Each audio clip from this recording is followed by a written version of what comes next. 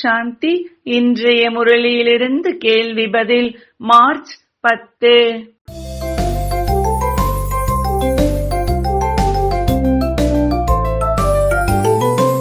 பாரதத்தில் முன்பு இருந்த மனிதர்கள் எவ்வாறு இருந்தார்கள்?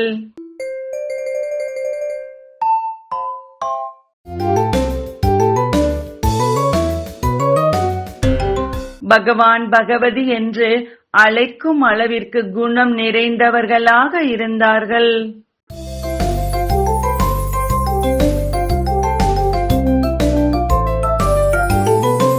ஆதி சனாதன தேவி தேவதா தர்மத்தவர்கள் எதை தெரிந்து இருக்கவில்லை?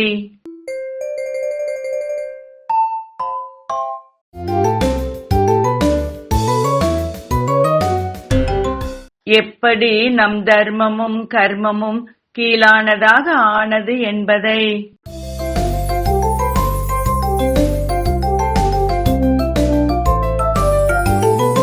தேவதைகள் எவ்வாறு இருந்தார்கள், எவ்வாறு இல்லை?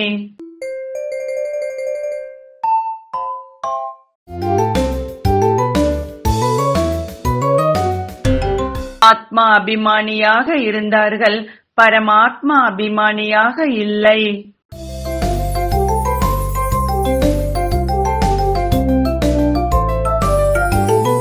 சத்யுகத்தில் இருந்தவர்கள் எதை தெரிந்திருந்தார்கள்?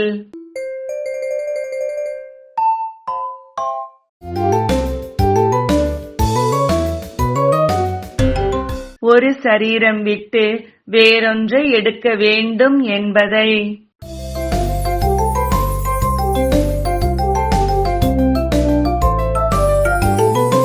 தேக அபிமானம் வருவதால் எது வரும் என ஈஸ்வரன் புரிய வைக்கிறார்.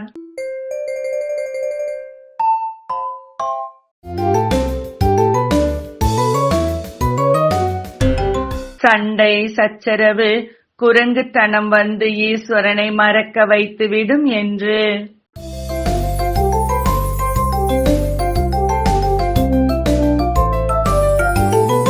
உலகிய அரசாங்கத்திற்கும் பரமாத்மாவின் அரசாங்கத்திற்கும் உள்ள வேறுபாடு என்ன?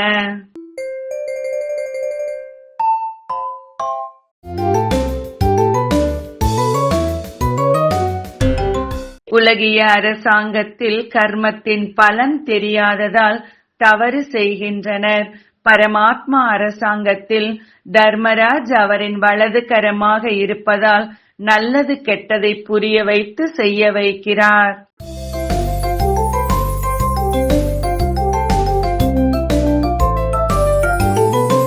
ஞான சூரியன் எழுந்ததால் அனைத்திலும் பெரிய அஞ்ஞான தேக அபிமானம் அழிந்தது. சரியா தவறா?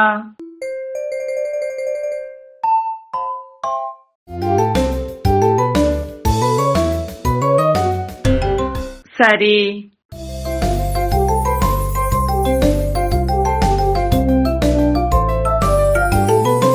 இன்றைய முரளியில் முக்கியமாக என்ன கூறப்பட்டுள்ளது?